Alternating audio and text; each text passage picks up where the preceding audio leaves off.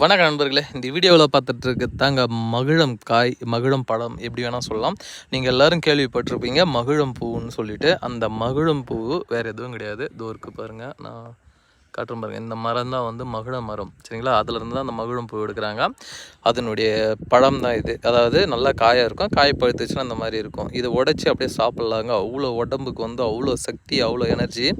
இது பாருங்கள், பார்க்க ஒரு சுண்டக்காய் வடிவில் இருக்குது.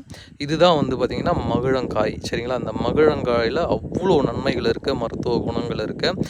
இது யார் வேணாலும் சாப்பிட்லாம், யார் வேணாலும் பயன்படுத்தி கொள்ளலாம். இது வந்து கொல்லிமலையில் இங்கே பாருங்கள் இருக்குது பாருங்கள். இதுதான் மகிழம் மரம், சரிங்களா? மகிழ மரம் எவ்வளோ பெருசு இருக்குது பாருங்கள். நாவ மரம் மாதிரி இருக்கும் பார்க்க, வேறு ஒன்றும் கிடையாது. இது என்னுடைய காய் பார்க்க வந்து பார்த்திங்கன்னா அந்த கலாக்காய் மாதிரியே இருக்கும் பார்க்க. சுண்டைக்காய் மாதிரியும் கலாக்காய் மாதிரியும் இருக்கும். இதுதான் வந்து பார்த்திங்கன்னா மகிழம் பழம், சரிங்களா?